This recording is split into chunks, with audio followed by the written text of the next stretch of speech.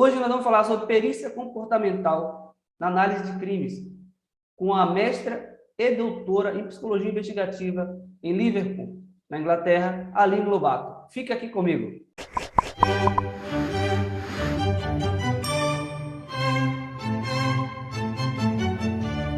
Seja bem-vinda, doutora Aline Lobato, ao canal Eu Famoso. É um prazer tê-la aqui conosco. Já estamos um tempo tentando conversar, e sempre vários imprevistos, e muito obrigado. De nada, disponha, é um prazer estar aqui com você. Para começarmos, eu queria ver contigo qual é a importância da análise, qual a importância da perícia comportamental nos crimes, na elucidação deles, e em qual momento, é minha dúvida assim, principal, que ela se torna eficiente e resolve o problema. Bem, vamos lá. O Brasil ele ainda está adentrando, né, vamos dizer assim, nessa experiência da perícia comportamental, tá? O que é essa perícia comportamental? A perícia forense, ela vai lidar com vestígios físicos, DNA, sangue, suor, saliva, sêmen, outros tipos de análise. E a perícia comportamental, como o próprio nome diz, ela vai avaliar, né? Ela vai lidar com o que a gente chama de vestígios não físicos, né? E não tão óbvios. E mesmo que eles partam do físico, eles carecem de uma interpretação, vamos dizer assim, tá? Então, nesse sentido, ela não vai coletar evidências físicas. Então, que evidências ela vai coletar? Tudo relacionado a vestígios que ela, ao interpretar, tem um entendimento da cena do crime, das características do criminoso. Então, por exemplo, cada ação, comportamentos são ações, né? Então, cada ação, ela pode ser ligada, ou cada grupo de ação pode ser ligado a determinadas características, e também ao entendimento do crime, da dinâmica do crime. Então, por exemplo, cara para baixo, cara para cima, né? Número de injúrias, local no corpo da injúria, tudo isso tem significados e estão relacionados a determinados padrões comportamentais, que é o que o FBI e o pessoal dos Estados Unidos prefere chamar de perfil, né? O tal do perfil dos criminosos, né? O pessoal da psicologia investigativa, que é onde eu tenho, na área que eu tenho mestrado e doutorado, né, que foi criada pelo professor David Canter, na Inglaterra, esse pessoal, até por sempre ter sido, né, psicólogos, terem sido psicólogos, eles preferem usar o termo padrão comportamental. Mas se você fala com o pessoal aí, né, de forma mais geral, para que o pessoal entenda melhor, é o perfil, né, a questão do padrão comportamental. Então, se vê a relação entre as ações performadas na cena do crime, né, a dinâmica desse crime e as características de quem performou aquelas determinadas ações. Okay? E dentro desses padrões, quais são os mais comuns que já foram elucidados de investigação até hoje? Pronto, aí é assim, vamos lá. Quando eles começaram a estudar esses padrões comportamentais, essa coisa da psicologia, né, auxiliando na investigação criminal, eles definiram já alguns padrões. Então, quando a gente vai estudar isso, a gente tem que se aprofundar e conhecer também esses padrões. Não é um adivinho, não é eu olho para a cena do crime e com uma bola de cristal eu saio interpretando as coisas. Não é assim. Existem pesquisas, inclusive essa área é muito relacionada à estatística, porque se faz muita pesquisa, repetição comportamental, e diante desses vários estudos, eles já identificaram padrões. Então, você vai aplicar isso na cena do crime. Por exemplo, se eu estou diante lá de um caso de serial killer, tá? E eu estou ajudando lá a interpretar o comportamento, né? E a dinâmica, né? Dessas cenas cometidas por esse cara que está lá assassinando pessoas e tudo mais. Então, quem é dessa área, quem estuda essa área, a gente já tem um conhecimento sobre os padrões relacionados aos serial killers, né? Então, por exemplo, existem 4 padrões relacionados aos serial killers, que são os visionários, o missão, o hedonista e o poder. Então, a gente, diante daquele caso, daquela análise, a gente vai é identificar com qual padrão se está lidando naqueles casos em específico, e ao identificar esses padrões, a gente já tem algumas características comportamentais ligadas a esse determinado padrão. E esses padrões são exatamente os perfis, ou seja, então nós temos lá identificados pelos estudos, pela literatura, 4 padrões, 4 perfis para os serial killers. E diante do caso em análise, eu vou identificar qual perfil, ou qual tipo lá eu estou lidando. E isso já começa a me dar dicas em que direção seguir, porque cada tipo desse, ele tem padrão comportamental diferenciado um do outro, um padrão do outro, né? Ou seja, o visionário é de um jeito, missão é de outro, hedonista é de outro, e o poder é de outro. E assim para os outros crimes. Existem padrões comportamentais para, por exemplo, os abusadores sexuais de crianças. Existem padrões comportamentais para estupradores, né? Existem padrões comportamentais para terroristas, e assim por diante. Então, precisa, claro, um conhecimento para isso, né? Muitas vezes você olha no seriado, e eu costumo dizer, o seriado dá a entender, né, que quem trabalha com isso, ele olha a cena do crime e diz, pronto, é isso aqui, é a resposta. Não, na realidade, ele está aplicando esse conhecimento para ajudar nessa análise, ou seja, existem instrumentos, existem pesquisas, né, existem os padrões já identificados para que esse trabalho de fato seja feito. Só que no seriado não mostra isso, por diversos motivos, né? Primeiro que não vai dar tempo, 40 minutos cada episódio, cada crime, cada, né, situação, e também porque não é mesmo do objetivo passar isso ao público em geral. Até porque os próprios criminosos assistem também, né? Gostam também dessas séries de crime, então não se pode passar tudo ali. Quem nunca se viu um detetive nesses seriados?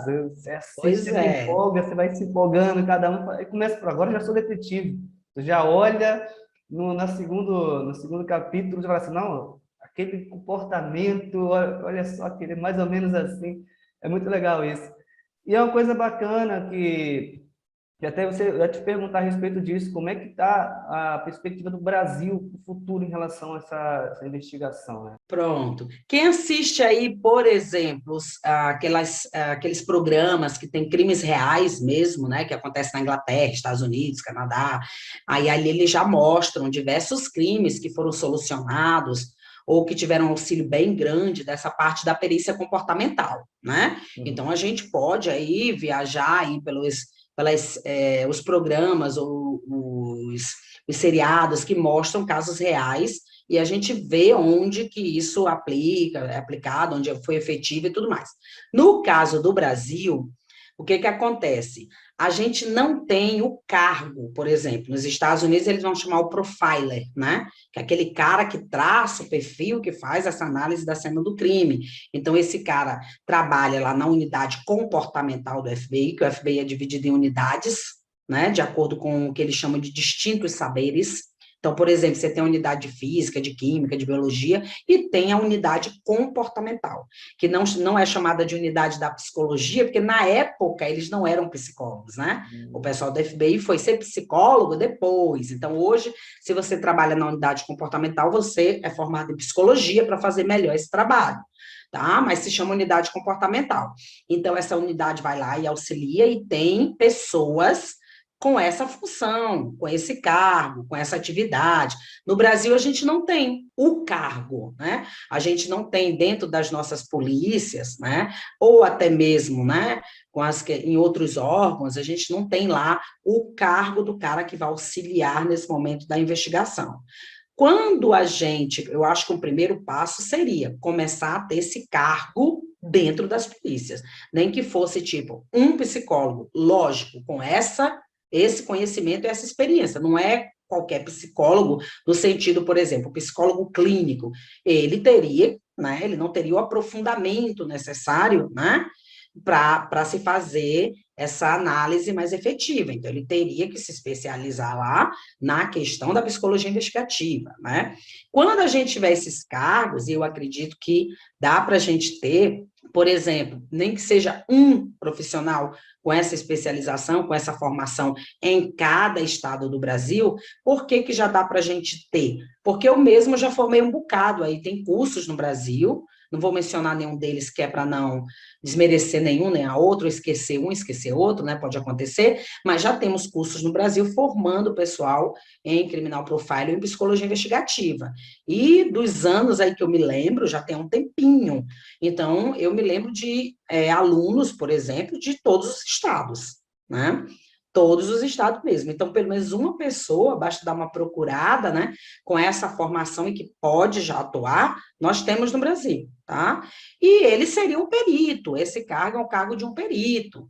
Então, aconteceu um crime, né, ele participaria da análise da cena do crime, né, ele iria à cena do crime, que tem que ser assim, essa é a maneira mais efetiva. Enquanto o perito forense estava fazendo o levantamento dos vestígios físicos, ele estava fazendo o levantamento, claro, e análise tanto no momento quanto posterior das questões comportamentais. Então, seria uma complementação, né? É importante isso. No entanto, tá? Por exemplo, no meu caso, eu não paro de trabalhar com a psicologia investigativa, porque eu sempre estou treinando, por exemplo, policiais, né, delegados, peritos, né? Então, o pessoal, diante desse conhecimento, eles já conseguem, né, assimilar melhor as questões da cena do crime, principalmente as questões comportamentais. Mas o ideal mesmo seria ter um perito forense e um perito comportamental para que essa análise fosse mais efetiva. Entendi. E dentro dos crimes mais recentes no Brasil, vamos falar em 2021, casos que vieram à tona na mídia, qual deles você acha que foi o mais difícil e que um perito forense comportamental resolveria rapidamente, conseguiria puxar para descrever mais ou menos, ajudar a investigação a se tornar mais rápida? Olha, o que a gente vê é que seria mais efetivo se fosse usado isso lá no início, por exemplo, de uma carreira criminal de alguém, né? Vamos lá, caso Lázaro, né? Chegou a um ponto que não precisaria chegar, porque ele começou a cometer crimes e a matar e tudo mais desde 2007, né? Então, usando esse tipo de profissional, a gente já poderia, né, identificar nas próprias investigações, né, parâmetros, por exemplo, da periculosidade dele, conhecendo o perfil para onde que ele iria avançar, né? Eu me lembro de uma discussão que teve na época, eu participei de um monte de lives aí sobre, na época do caso Lázaro, né? E eu me lembro que logo que aconteceu, tem um grupo de perícia, né, que a gente tem lá um WhatsApp, que tem gente do Brasil inteiro, um grupo de WhatsApp, e eu me lembro o pessoal falando, ele é um spree killer. E eu lembro que eu coloquei lá, olha, não é muito cedo para dizer que ele é um spree killer. Spree killer é um tipo de assassino em massa, né? Uhum. Eu acredito que ele seja um serial killer. Então, a gente precisa conhecer a carreira criminal. Se ele matou antes, ele não é um spree killer, ele é um serial killer. Porque o spree killer não pode ter resfriamento emocional, né? E o serial killer tem resfriamento emocional. Demorou, assim, uns 2 ou 3 dias, quando foram fazendo o levantamento, né, do nome dele, o que ele estava envolvido, aí disseram, ele matou desde 2007, né? Então, quer dizer, tá vendo? Eu falei, ele é um serial killer, né? Falta definir qual padrão ele é. Na época eu disse, ele é um serial killer, isso é certeza absoluta, porque teve resfriamento, agora definir, por exemplo, se ele é um visionário, missão, hedonista, um poder, né, para fazer uma análise mais completa. Então, o que eu estou te dizendo é assim, se a gente tivesse esse tipo de trabalho, né, eu vejo um monte de casos que a coisa poderia ser solucionada até mais rápido, né?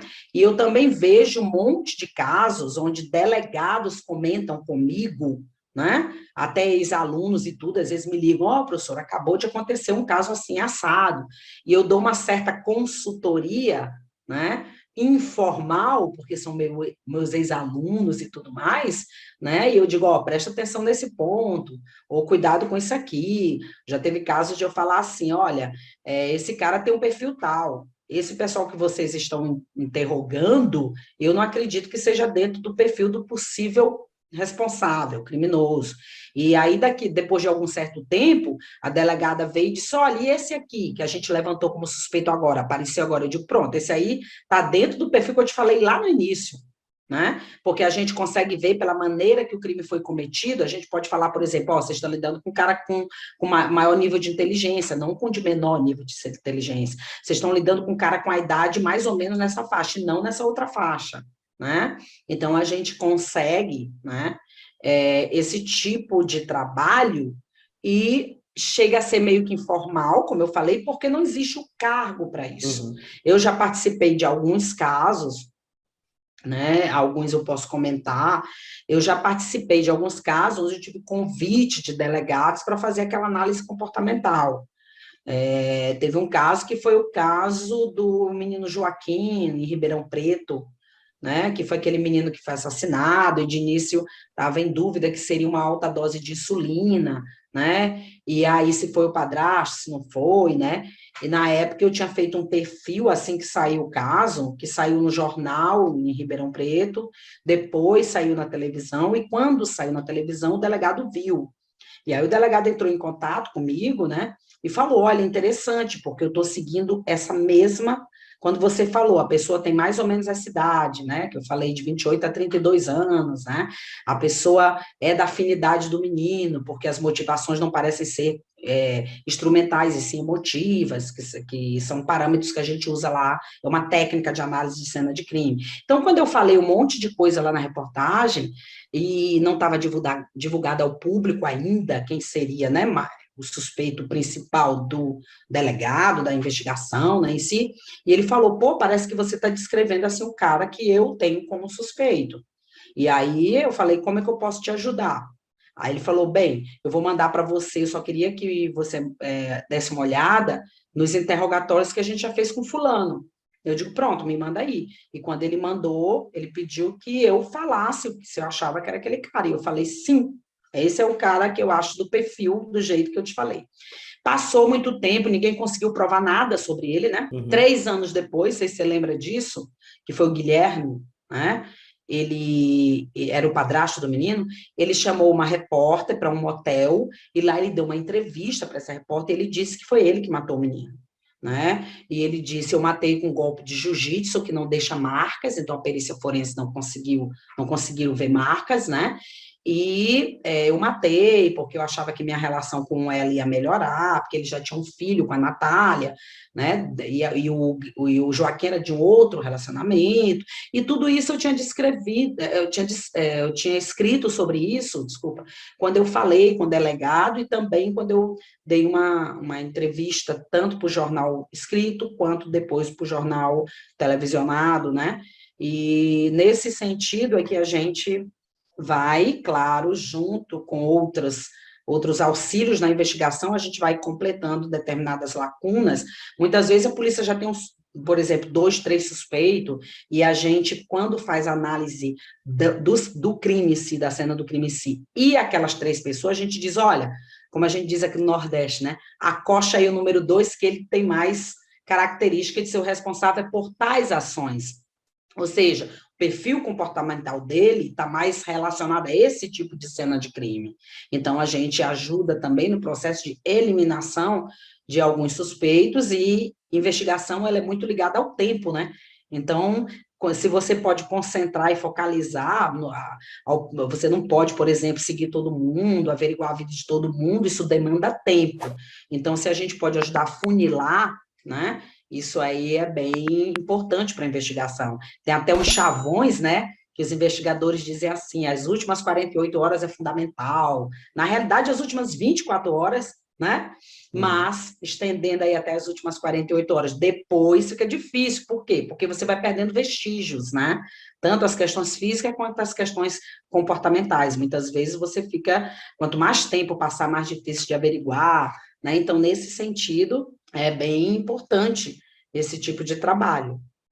Então, fico aqui na torcida que consiga esse cargo ser efetivado em cada delegacia, porque pelo que você falou É aí, muito bom. é algo que vai ajudar muita gente, vai evitar muitas tragédias que vêm acontecendo, muitos crimes, e salvando cada vez mais vidas, né? E também eu costumo dizer assim, no Brasil a gente ainda tem um pouquinho daquela coisa, né? Não são todos os profissionais, alguns, tem uma ideia, tipo assim, mas se chega um perito comportamental e ele resolve um crime, né, a atenção para o meu trabalho pode diminuir, ou isso ou aquilo, né, lá fora eles não veem dessa maneira, né, é uma equipe, toda a equipe contribui, né? O importante é resolver o caso, o importante é evitar que se tenha outras vítimas, que aquele criminoso tenha outras vítimas, né? Então, o Brasil, amadurecendo um pouquinho mais nessa concepção, não vai se sentir de maneira alguma, né? Que seja uma maneira de invasão do trabalho do outro, não tem nada a ver, até porque eles vão estar lidando com vestígios diferenciados, né? E só Uhum. quem tem a ganhar é a investigação, né? O público, são as possíveis vítimas futuras de um determinado indivíduo, porque, lógico, quando ele é pego nas suas ações, aquelas ações são interrompidas. Enquanto ele não for pego, ele pode continuar aí, cada vez aumentando o número de vítimas, né? Então, é interessante ficar a dica aqui, né, de que não se sintam, né, roubados nos seus conhecimentos ou nas suas atividades, porque são atividades, conhecimentos diferentes, e complementares, né? Então, todo mundo tem a ganhar, né? Então, eu acredito que logo, logo, até pela ignorância de não conhecer a área, né? Alguns se podem ter essa ideia, mas conhecendo a área, diz, que legal, é um auxílio, é uma ajuda, né? Dá para trabalhar junto, sem que um invada o espaço do outro, ou nada disso. E o objetivo final é a autoria, né? Todo o processo de investigação, o objetivo final é a autoria do crime, né? Então, isso é o que importa, vamos dizer assim. Com certeza. Muito obrigado por elucidar um pouco aqui no canal essa área que é tão importante, que eu já tinha lido um pouco sobre isso. Agora falando com um especialista, melhor ainda. E quando quiser, pode voltar ao canal, quiser falar qualquer coisa, quiser debater algum tema, só avisar, estamos aqui para isso, tá bom? Pronto, fico no aguardo até para divulgar também essa nossa entrevista, né? Você depois me manda direitinho, a gente também Claro. divulga. E deixando aqui o meu Instagram, bem rapidinho, tá?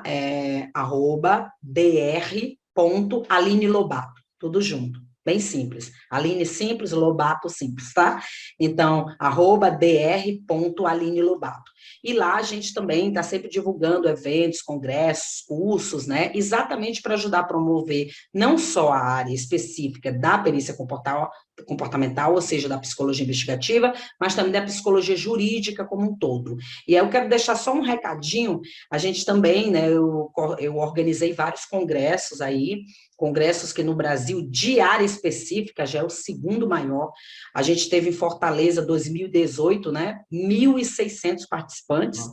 Foi o segundo Congresso Internacional de Psicologia Jurídica e Direito Penal, apesar de que agora envolve várias áreas também, tem perícia forense, tem medicina legal, ele já mudou bastante, já acrescentou bastante, e 2020 a gente teria o de Natal.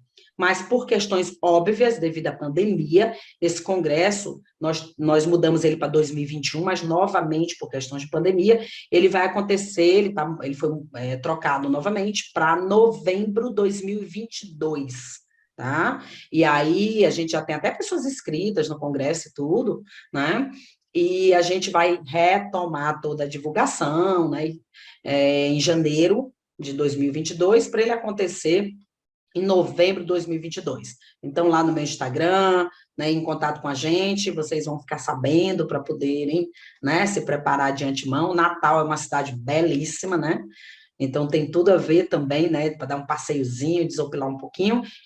Tem 35 palestrantes, palestrantes internacionais, inclusive famosíssimos, como Adrian Raine, né, que é o cara do cérebro, psicólogo, né, que estuda as questões cérebro, se descobriu agora, através da neuropsicologia, as questões da psicopatia, né, que tem 3 pedacinhos no cérebro diferenciados dos não psicopatas, é uma descoberta muito nova, né, e ele está envolvido nessa equipe dessa descoberta, né, então a gente tem nomes aí, vem gente da Inglaterra, palestrante da Inglaterra, de Portugal, do México, da Argentina, ele dos Estados Unidos, e assim por diante, né? fora os brasileiros maravilhosos, que a gente vai ter lá também, de diversos pontos da psicologia jurídica, né? Que é a parte psicologia forense, psicologia criminal, psicologia penitenciária e a psicologia investigativa. Além dessas, a gente vai ter essa de Natal, o Congresso de Natal, a gente vai ter o pessoal da medicina legal, da perícia forense, da enfermagem forense e de outras que eu nem me lembro agora. Então, entre em contato com a gente, lá no meu Instagram tem um site, né, do Congresso, dá para dar uma entradinha, já dá para olhar palestrante, já está tudo definido, só mudou a data, tá? E a programação. Eu até sugiro, olhem os palestrantes, olhem o currículo deles e olhem a programação que está muito rica, né, para que vocês possam participar, Com tá bom? certeza, só com esse breve resumo aí já o evento vai ser maravilhoso, né? Está muito amplo mesmo, muito assunto da área inteira, abrangeu tudo esse congresso. É bem interessante. E, desculpa, mas eu vou falar aqui bem rapidinho. O Vontade. site é www. Porque é bem simples o site, congresso-natal.com.br. Então, é bem simples, www.congresso-natal.com.br, Vai estar aqui ok? embaixo na tela, vou colocar isso, vai Bota aí, estar dá aqui uma embaixo na ajeitadinha aí. tela, tudo Isso, certinho, que aí o tá? pessoal já vai direto, já dá uma olhadinha lá, e é bem interessante, tá? E a gente visa o quê? Um congresso muito barato, porque um congresso desse nível, né? Geralmente costuma custar caro, porque ele é um evento, né? É um projeto grande, caro, mas a gente bota o mínimo possível, porque a gente não visa lucros. O que é que a gente visa? Promover a área. Né? Promover a área, promover o livro dos professores, então nenhum dos professores cobra nada para participar, né? Mas a gente tem que pagar os custos, né? Avião, hospedagem, né? E tudo mais, mas é um congresso extremamente barato para esse tipo de evento desse porte, porque é um combinado, né, entre a gente para divulgar a área, porque a área está crescendo bastante no Brasil. Sucesso do congresso, com certeza vai arrebentar e vai estar Espero lotado. vamos lá. Vamos ver com certeza, vou dar Aqui uma para lá a olhada. gente vai conversando. Com certeza. Muito obrigado e até a próxima entrevista nossa, tá bom? Até a próxima.